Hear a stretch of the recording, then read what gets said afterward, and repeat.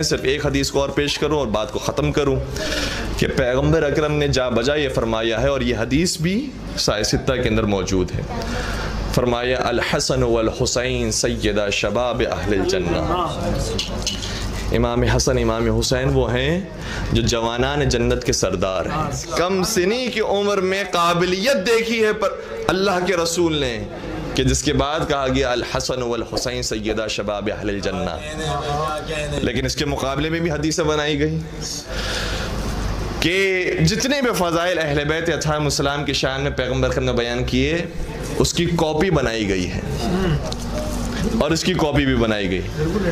نوے سرکار موجود ہیں اور نوے سرکار کی عمر مبارک بھی 9 برس کی ہے۔ 9 برس کی عمر میں امامت کے درجے پر فائز ہوئے۔ سامنے جو شخص موجود ہے وہ قاضی القضاء، ایک مسن شخص جس کا نام یحییٰ ابن اقسم ہے کرنا ہے۔ یحییٰ ابن اقسم نے کہا کہ آپ یہ کہتے ہیں الحسن والحسین سیدہ شباب اہل الجنہ، تو ہمارے پاس ایک اور حدیث بھی پہنچی ہے کہ فلان و فلان سیدہ کہول اہل الجنہ، کہ دو وہ ہیں کہ جو جنت میں بوڑھے افرادوں کے سردار ہوں گے۔ ابھی ان کے بوڑھے بننے سے پہلے ہی رسول اکرم فوت کر گئے تھے، رسول اکرم کی رحلت ہو گئی تھی۔ پتہ چلتا ہے کہ ان کے بوڑھے ہونے کے بعد یہ حدیثیں بنائی گئی ہیں،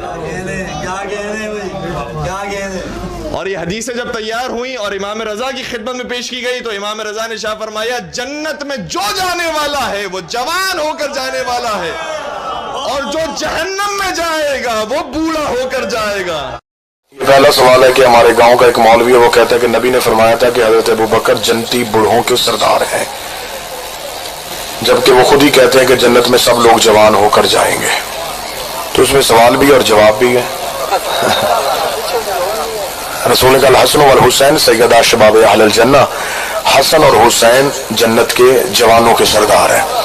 یہ نابی المودت سنی بھائیوں کی کتاب ہے، شیخ سلیمان قندوزی نے، اور ارحج المطالب بھی اہل سنت کی کتاب ہے۔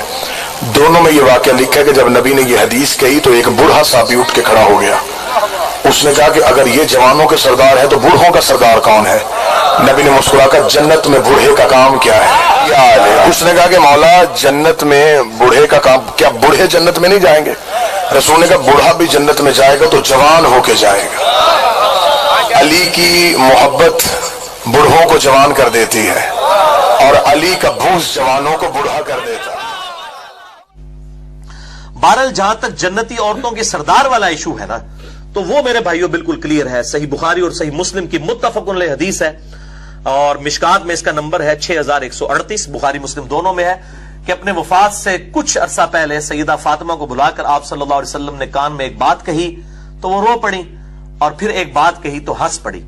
تو بعد میں عائشہ رضی اللہ تعالیٰ عنہ نے آپ صلی اللہ علیہ وسلم کی وفات کے بعد جب پوچھا تو انہوں نے کہا کہ مجھے نبی صلی اللہ علیہ وسلم نے کہا تھا کہ عنقریب میں دنیا سے رخصت ہونے والا ہوں، اس پر میں رو پڑی، اور پھر مجھے نبی صلی اللہ علیہ وسلم نے بشارت دی کہ میرے گھر والوں میں سے اہل بیت میں سب سے پہلے تم مجھے آ کر ملو گی، اور کیا تم اس پر خوش نہیں ہو کہ تم جنتی عورتوں کی سردار ہو، سیدہ فاطمہ رضی اللہ تعالی عنہا۔ تو میں یہ ساتھ کلیئر کروں کہ ایز فار ایز فضیلت از کنسرن، تو سیدہ فاطمہ رضی اللہ تعالی عنہا کو جو اللہ نے فضیلت دی ہے وہ نہ نبی صلی اللہ علیہ وسلم کی کسی بیوی کی فضیلت ہے اور نہ کسی صحابیہ کی، وہ ایک اللہ تعالیٰ نے ان کو مقام عطا فرما دیا۔ اسی طریقے سے جامعہ ترمذی میں صحیح سند کے ساتھ یہ حدیث ہے کہ نبی صلی اللہ علیہ وسلم نے فرمایا کہ فاطمہ جنتی عورتوں کی سردار ہے، اور سیدنا حسن و حسین جو ہیں یہ جنتی نوجوانوں کے سردار ہیں۔ اور اسی حدیث کا ایک طریق ہے المستدرک للحاکم میں، یہ میں نے 72 حدیث میں ساری حدیثیں ڈالی ہوئی ہیں، اس میں الفاظ ہیں کہ سیدنا حسن و حسین جنتی نوجوانوں کے سردار ہیں، اور ان کے والد یعنی سیدنا علی ان سے بھی افضل ہیں۔ اچھا یہ بات پھر پتہ چل گئی کہ جو جنتی نوجوانوں کی بات ہو رہی ہے اس سے مراد ہے جو دنیا میں نوجوانی کی حالت میں فوت ہوئے ہیں، ان کے سردار جنت میں سیدنا حسن و حسین ہوں گے، کیونکہ جنت میں تو سب نے جوان ہی ہونا ہے 30 سال کا۔ تو ایک سے لوگ پوچھ بھی رہے ہوتے ہیں، میں کلیئر کر رہا ہوں کہ جنتی نوجوانوں سے مراد جو دنیا میں نوجوانی کی حالت سے گئے ان کے سردار ہوں گے سیدنا حسن و حسین رضی اللہ تعالی عنہما وعلیہم السلام۔ اور ساتھ المستدرک للحاکم میں ہے کہ ان کے والد ان سے بھی افضل ہیں، اچھا اگر وہ جنتی سردار ہے تو سردار سے افضل وہی شخص ہو سکتا ہے کہ جب وہ کسی اور کیٹیگری میں فال کر رہا ہو، ورنہ سیدنا علی بھی ان کے انڈر آ جاتے۔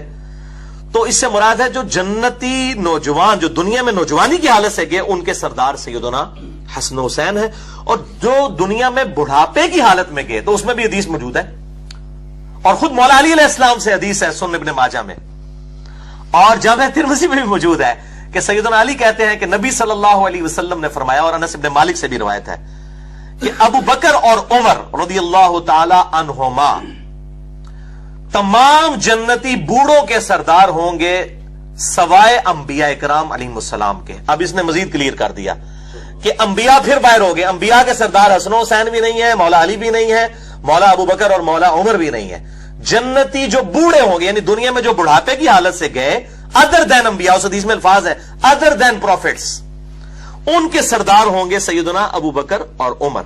اس کیٹیگری میں سیدنا علی آتے ہیں رضی اللہ تعالی عنہ علیہ السلام۔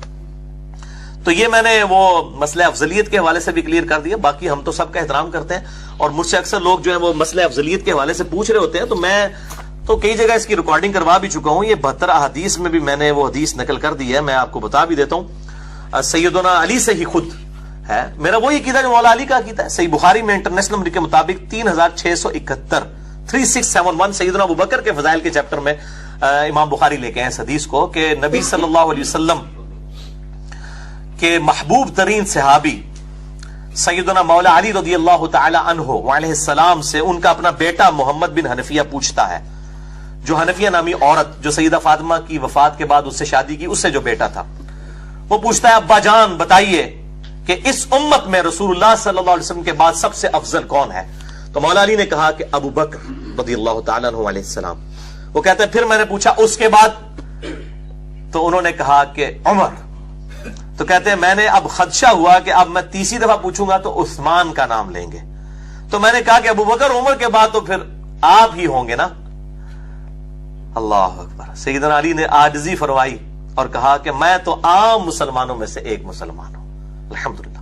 وَمَنْ أَحْسَنُ قَوْلًا مِّمَّنْ دَعَا إِلَى اللَّهِ وَعَمِلَ صَالِحًا وَقَالَ إِنَّنِي مِنَ الْمُسْلِمِينَ۔ سورہ حامیم السجدہ جسے سورہ فصلت بھی کہتے ہیں، یہ اس کی آیت ہے۔ اس سے بڑھ کر کس کی بات اچھی ہو سکتی ہے جو لوگوں کو اللہ کی طرف بلائے، یعنی قرآن کی طرف سنت کی طرف بلائے، اور خود بھی نیک اعمال کرے اور پھر بھی کہے کہ میں بھی عام مسلمان ہوں۔ تو یہ ان کی عاجزی تھی کہ سیدنا علی نے کہا کہ میں تو عام مسلمانوں میں سے ایک مسلمان ہوں، لہذا مسئلہ افضلیت بھی اس حوالے سے کلیئر ہوا۔ بہرحال اہل سنت میں کئی ائمہ ایسے ہیں کہ جو سیدنا علی کو جو ہے سیدنا عثمان سے یا سیدنا ابو بکر اور عمر سے افضل سمجھتے ہیں، چاہے وہ امام عبدالرزاق ہوں یا امام حاکم ہو یا اور ائمہ ہو۔ تو یہ کوئی سنی شیعہ کنفلکٹ اس پہ نہیں آ جاتا، یہ ایک ظنی مسئلہ ہے، اور اس میں اگر کوئی اختلاف کر لے تو مطلب احترام کے دائرے کے اندر اختلاف رائے ہو سکتا ہے۔ بہرحال یہ نہیں ہونا چاہیے کہ ایک صحابی کی شان بیان کرتے ہوئے دوسرے کو کنڈیم کیا جائے۔